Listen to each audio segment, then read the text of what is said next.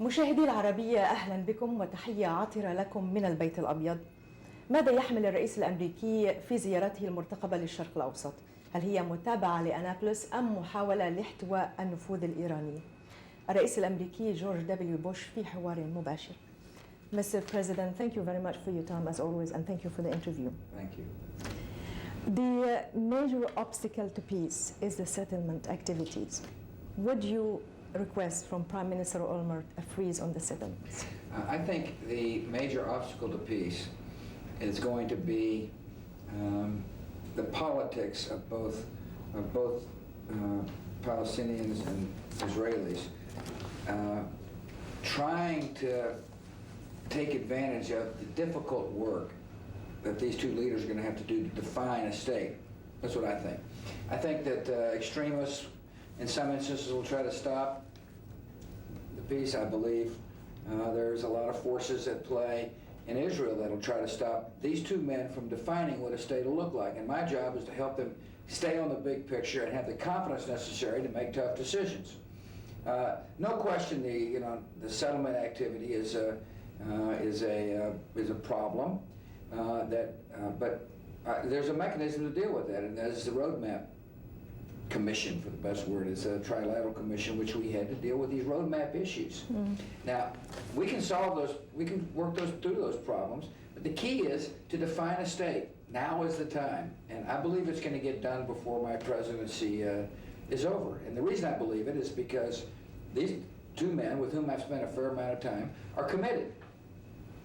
A state will come into being subject to a roadmap, but the first step is to define what is possible. Here's what a state will look like, and that is very important for both the Palestinians and the Israelis. Well, in this case, what is exactly your strategy to implement your vision of a Palestinian state by 2008? Well, the key is for me to convince the two leaders to work through the hard issues. I'll help them, but in order for there to be lasting peace, they've got to come to the table. They have got to negotiate it. And what ends up happening in this process is that, the leaders will commit and then they'll get their committees to work and it gets stuck, and that's when, I'll have to work with Condi Rice and to unstick it, just to keep it moving. One thing is that they know that they've got a good partner in peace in me. They also know that I'm not going to be in office a year from now, so there's a certain urgency to get this state defined. And my trip is going to be to just kind of keep momentum.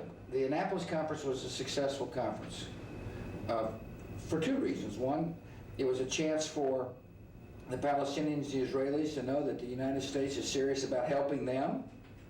And equally importantly, it gave the world a chance to come to the table. The rest of the Middle East was there. And that's an important movement. It's going to be important for both Israel and the Palestinians to know that an agreement they reach will be supported by the Middle East. And so part of my one of the goals of my trip is to remind our friends and allies in the Middle East that they have got to be supportive of the Middle East peace process as well. They're going to want to know whether or not I want to push. And I'm going to want to know, and I'm going to tell them, yes, I am. But we expect you to be constructive players too. Exactly, but can you elaborate a little bit about this? What more can you do? Support is enough? One visit is enough? Will you be involved? But you see, to get into this place, a visit is important. But I'm on the phone a lot, and Condi's on the phone a lot. There's a little visits are important, obviously, and there's a reason why the timing of this visit is what it is. There was an intifada when I first came into office.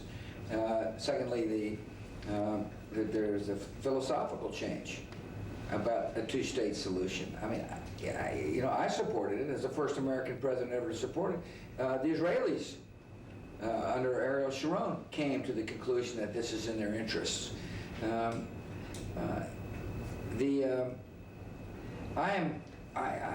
pushing a lot, let me put it that way. I repeat to you, though, that the notion that somehow America can impose its will on two parties, I don't think it works. I think the America can facilitate. And so you just got to understand, I hope that as a result of this interview and my trip, the people come away with the notion that George Bush understands now's the time to move. People know that you are a close friend of Israel. What would you want to do to win hearts and minds of the Palestinians, to assure them that the United States is a fair broker in the peace process? You know, I've heard that. I've heard that, you know, well, George Bush is, you know, so pro-Israeli, he can't possibly care about the plight of the Palestinian person.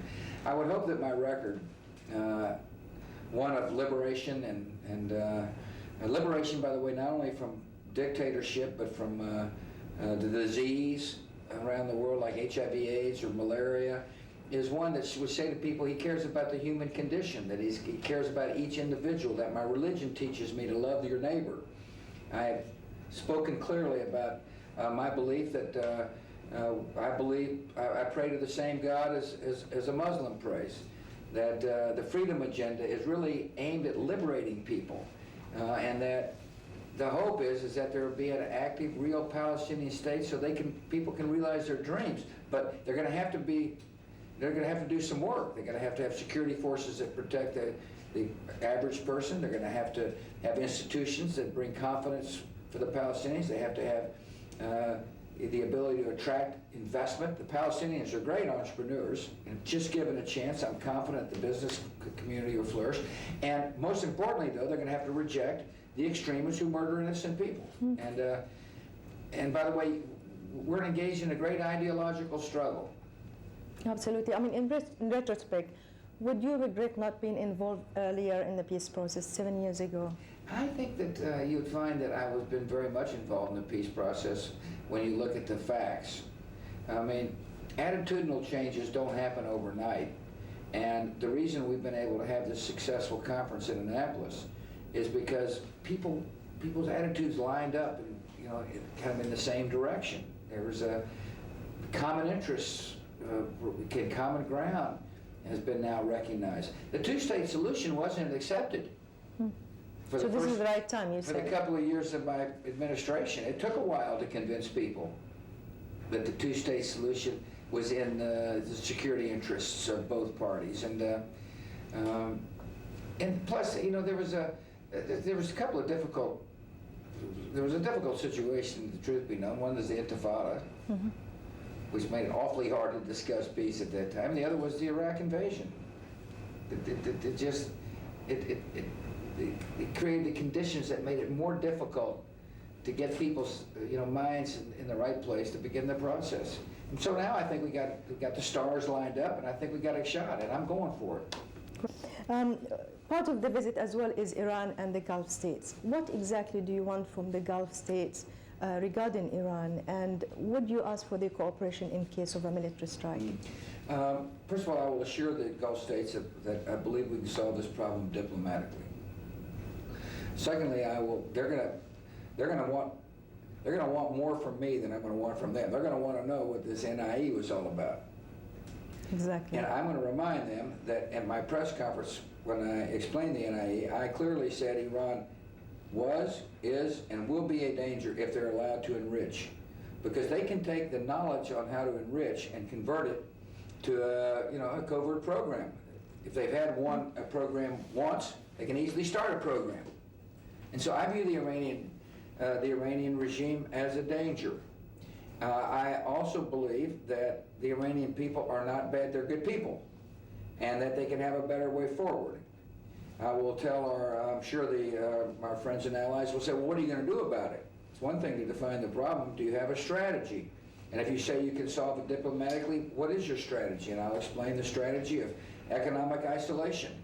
That, it's sad. We really don't need to have to be in this position. If the Iranian government would suspend their enrichment programs like the international community has demanded, there's a better way forward for them. But they say that they need this program, and my answer is that if you need it, then why haven't you been transparent and disclosed it and honest about it? And what were you doing with a secret military program in the first place? And so I view Iran as a danger. I truly do. I don't view the people as a danger. I view the government as a danger. Of course. But will it be harder for you to convince the Gulf states with the American position after the intelligence reports? The fact that I'm having to explain it means it's harder after the report, but I believe I'll be able to convince them. What they want to know is whether or not I think they're a danger. They know Iran can be a danger. They want to know whether I think it's a danger, and are we committed to helping people, achieve security? And part of the trip is to tell people, yeah, we're engaged to help you if you want our help to enhance security. Now, look, nobody wants to, be dictated to, and I'm certainly not going to do that. I am there to reassure and look people in the eye and say, I believe Iran is a threat. We have a strategy to deal with it, and we want to work with you. Did you ever discuss a military option with the Gulf states? Will I ever do that? Did you or will you? No, I haven't, because I believe we can solve this diplomatically. On the other hand, as you've heard me say many times since you cover the White House, that all options must be on the table in order to make sure diplomacy is effective. Absolutely. Secretary Gates told Al Arabiya in an interview recently that the diplomatic option is still 100% in focus. Does that mean that you're going to still pressure Iran on the diplomatic front, and how far can you go before your patience will run out? Yeah. You definitely will continue to pressure them on the diplomatic front, and it's hard because sometimes people are more interested in market share for their goods than they are for achieving peace. And so I spent a lot of time with allies in Europe, for example, convincing them of the importance of working together to send a common message to the Iranian regime. So yeah, the diplomatic option is on the table, and it's active, and we're working hard. On the Syria issue, I mean, we already talked about, you actually told me that your patience with Assad is running out, but we still have no Lebanese election. Yeah. What does it mean? What can you do? Is it negotiation? Is it military strike? Is it sanction against Syria? What can you do? Well, what we can do is make sure that the world understands our position and try to convince them that we ought to work together to say to the Syrians, let Slayman go forward. That's the president that the people want there in Beirut, and he ought to go forward. And that's going to be on my agenda when I talk to friends and allies in the Middle East. And we can collectively send a message to President Assad. Well, we've sanctioned Syria, and I'm looking at different ways to keep sending a tough message, because so far he has shown no willingness to be constructive on Lebanon, or in dealing with militant Hamas, or in stopping suiciders from heading into Iraq. There's some reasonable things that we would like to see done in order to improve relations, which he has not done. We're working very closely with the French, for example. I've had a conversation with President Sarkozy on the subject. I'll be talking to my friend King Abdullah of Saudi Arabia on the subject, who's got a very keen interest in seeing to it that the Lebanese democracy goes forward. And so we got a very good chance to have a more focused, concerted, universal message that President Assad, I hope, will listen to. But some will say they might wait for another year till you leave office. And well, he could try that attempt, but in the meantime, there'll be others around who he will have irritated as a result of his stubbornness. And so, yeah, he could try to wait me out, but there's other leaders in the world that are as equally concerned as I am about Syria not letting the presidency go forward and really hurting this very important democracy in the Middle East. Lebanon's survival as a democracy is, in my judgment, very important for the world. And Syria has been, when we passed the resolution out of the United Nations, it worked. President Chirac and I worked together, got our foreign ministries working together, and it worked. And yet, as opposed to honoring, the notion of staying out of the stop obstructing politics, Syria has not been helpful at all. So will you impose sanctions on Syria? We have already, and we're looking at different options. A tougher sanction. Well, we're always looking for ways to make sure that we're effective. It's sanctions. Individual sanctions are okay. They're much more effective when other people join along. Absolutely. To show that you're actually supporting Prime Minister Sanura, why not visiting Lebanon on this trip? Good question. you know, you have to just, I've got only so much time. There's other countries I won't be going to either. We've had plenty of high-ranking officials go to support Prime Minister Sonora.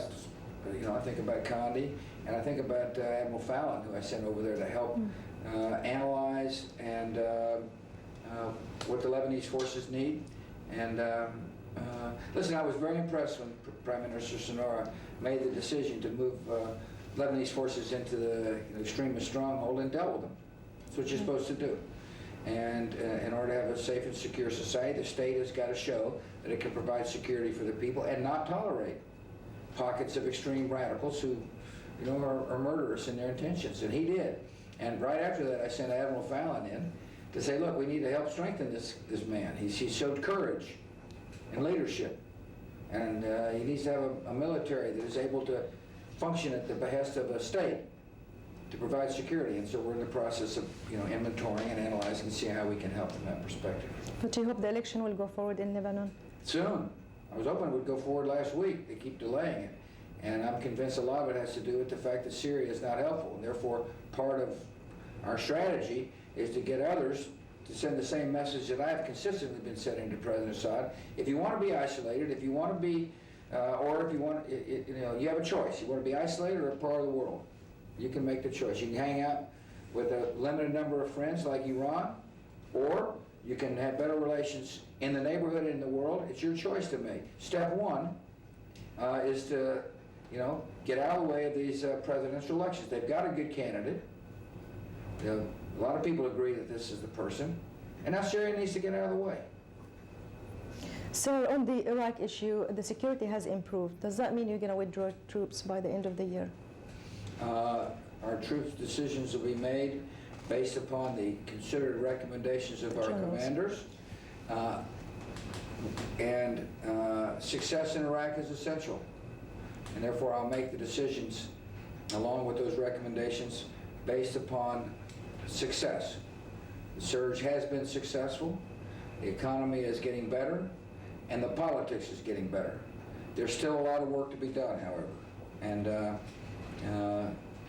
I'm, you know what thrills me the most is that the average Iraqi's life is becoming more hopeful. That, you know, here's what I tell people. I tell people here in America that an Iraqi mother wants the same thing for her children that an American mother wants. The chance for that child to grow up in peace and to realize dreams. The chance for the child to go outside and play and not fear harm. And it's beginning to happen. The average, you know, it's still tough. There's still too many suiciders. The level of violence is declining. I didn't see this, but I was told that the celebrations at New Year's Eve in Baghdad were festive. And life is coming back, and that's exciting to me. And just to follow up on that, the generals were saying that Iran and Syria actually has been playing a role in stopping the suiciders who've come into to Iraq. Would you credit them for that at least? I'm not willing to credit the Iranians yet. I don't have enough evidence. One general said that, then he corrected his story. I think so long as we're finding sophisticated IEDs that could only have been manufactured in Iran that are killing innocent people inside Iraq, that's cause for concern.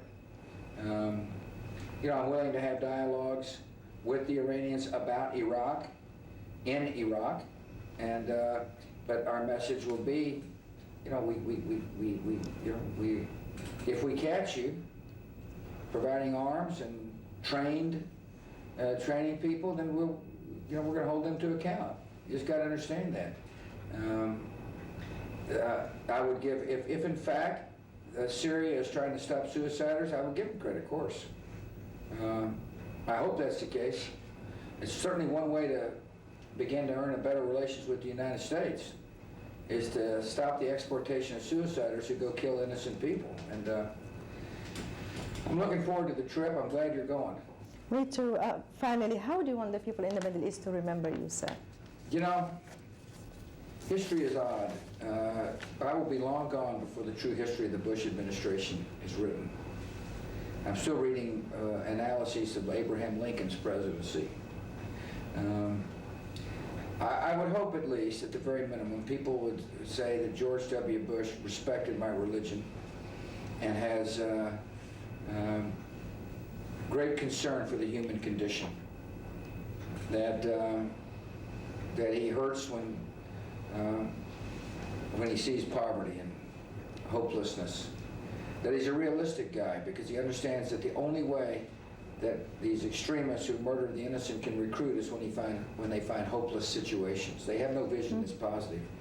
And that he helped present an alternative, and that was one based upon liberty and the rights of men and women in a just and free society. That's how I hope we remember. Thank you very much, sir, for your time and for your generosity. Thank you very much. Yeah.